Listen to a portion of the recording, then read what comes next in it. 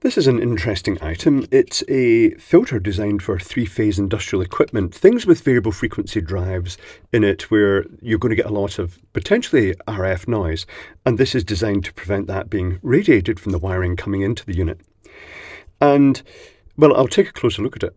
I don't think we need a photo of this one because it is very straightforward. It's a single-sided circuit board and it's got the three Class X2 capacitors, a 3-section common mode suppression choke, and then the output it's got another 3 Class X2 capacitors and what looks like another one. I'm going to whip this one out and take a look to see what value it is. I think it's the same as the others, but it is going to earth or ground, and these resistors are across each of these capacitors, and they seem very, very tiny. They're 8th watt resistors, which seems quite small. I wonder why they chose. They've got the position, they've got the spacing to put in a quarter watt resistor. I wonder why they specifically chose 8th watt.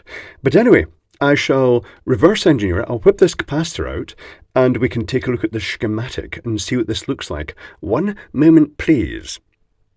Reverse engineering is complete. Let's explore. Didn't take too long because it's a very symmetrical thing. So what we have here, we've got the incoming supply, live 1, live 2, live 3, going through the common mode suppression choke. Each has its own winding on that, and then it's going to the output L1, L2, L3. On the input across the phases is a star of capacitors. That's allowed them to use standard Class X2, typically rated 275 volts. 275 volts AC capacitors, and technically speaking, at this point here, there should be pretty much zero voltage at the star point. But they will couple any sort of electrical noise between the phases will be sort of shunted out by these capacitors, this sort of high frequency noise.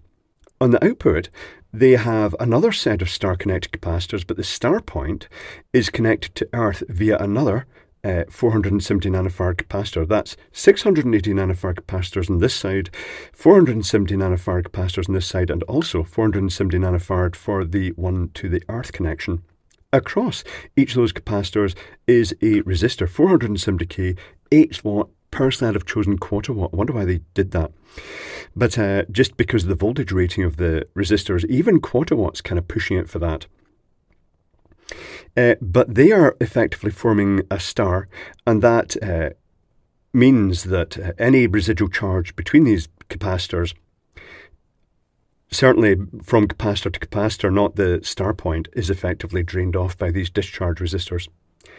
And that's it, really not much else to say. It's a very straightforward thing, it's a very chunky thing. I don't think this has been used. It was being sold as sort of surplus stock, and I don't see any signs of the terminals being sort of screwed down onto here. I wonder what it was for, because there's these quite posh plug insert pins that they were just going to plug into something.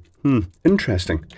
But that's it. The bulk of it is the common mode suppression choke. The point of this is that it won't really pose much of an impedance to the phases that are sort of in sync as such, but the common mode noise that comes out does actually effectively have that effect of creating a slight back EMF in the choke, the inductor here, and it suppresses the electrical noise from going back to the output.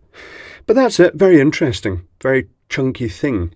I would guess that these days they're quite often built into the variable frequency drives, but there's certainly no harm in having something like this if you're experiencing electrical problems. But note that the arrangement of capacitors here, the 470 nanofarad capacitors, and the fact there's effectively a couple in series, although that should be 0 volts. I don't know how that would go for potential leakage. I know that some people have had issues where they've had capacitors, quite significant ones put down to ground, and they have caused tripping problems with RCDs.